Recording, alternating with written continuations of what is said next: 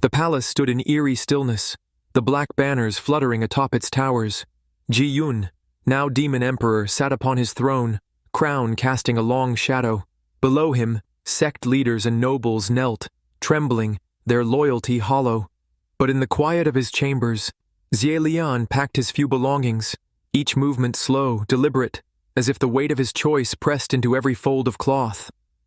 His fingers lingered on the old, mended robe Ji-yun had once worn as a child. Faded at the edges, a reminder of gentler days. He clenched the fabric tightly, his breath trembling, before setting it gently on the bed. He moved to the window, peering out at the courtyard below where Ji-yun sat on his dark throne, eyes distant, the crowd's cheers a muffled storm.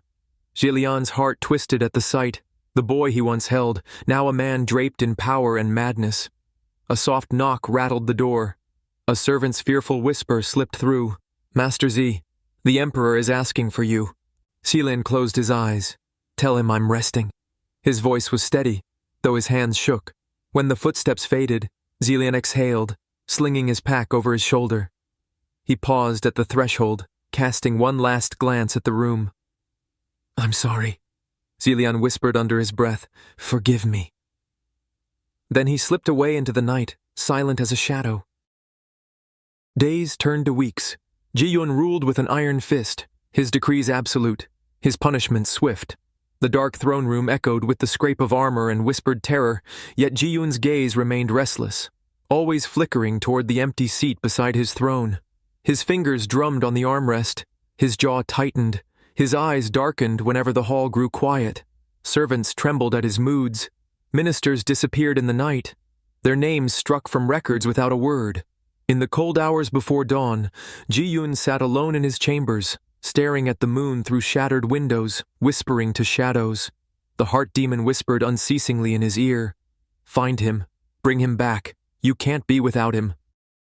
Jilin hid among mortal villages, his once immortal aura suppressed, but the shadow beasts were tireless, and Ji-yun was merciless. The night Jilin was caught, the sky split open with demonic thunder. Ji-yun appeared at the village edge, his cloak billowing, eyes glowing with unholy light. His gaze locked onto Zelian, and something unhinged flickered in his expression, relief, fury, and desperate hunger tangled into one. "Did you think you could leave me?" Ji-yun's voice was soft, almost tender, but his grip was iron as he seized Zelian's arm. "You are mine." Without warning, Ji-yun pulled Zelian into a crushing embrace, one hand sliding to the back of his neck. His breath was ragged, his body trembling as though holding back a storm.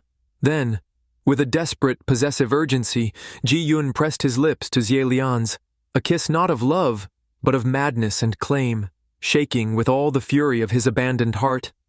Zelian stiffened in his grasp, eyes wide, his breath caught between resistance and heartbreak. Back in the dark palace, Zelian was not a prisoner of chains, but of Ji-yun's arms.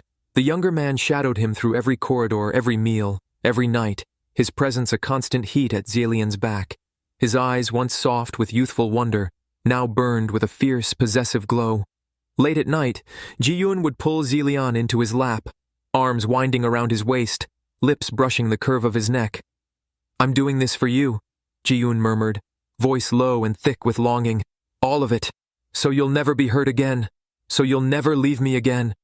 Zelian shuddered under the weight of it, his hands trembling when he reached up to brush Ji-yun's hair back, fingertips tracing the fevered skin at his temple. "Ji-yun, please, you don't need to hold me like this." But Ji-yun only clung tighter, burying his face against Zelian's throat. His breath came fast, uneven, kisses pressing along Zelian's neck and jaw, soft, pleading, desperate. "Stay with me," Ji-yun whispered between kisses, his voice cracking. "Don't leave me again. Please. Just stay." Zelian closed his eyes, a tremor running through him as Ji-yun's arms tightened, then softened again, the young emperor trembling like a man afraid to wake from a dream. Ji-yun's mind frayed further, the heart demon tightening its hold. Yet, when Zelian approached, when his fingers brushed Ji-yun's cheek, when he whispered his name, the storm stilled. Ji-yun's trembling calmed, his breath evened, and for a moment, the abyss retreated, clawing at the edges but held back. Zelian watched this again and again, feeling the sharp twist in his heart each time Ji-yoon clung to him like a drowning man. One night, Ji-yoon collapsed into his arms, breath ragged, hands clutching desperately at his robes. "Zelian!" Ji-yoon gasped against his neck, kisses frantic on his skin. "Please, Leon, stay with me. Only you can quiet it. Only you can make it stop." Zelian's hands, once trembling, settled around Ji-yoon's shoulders, his fingers brushing through dark hair damp with sweat.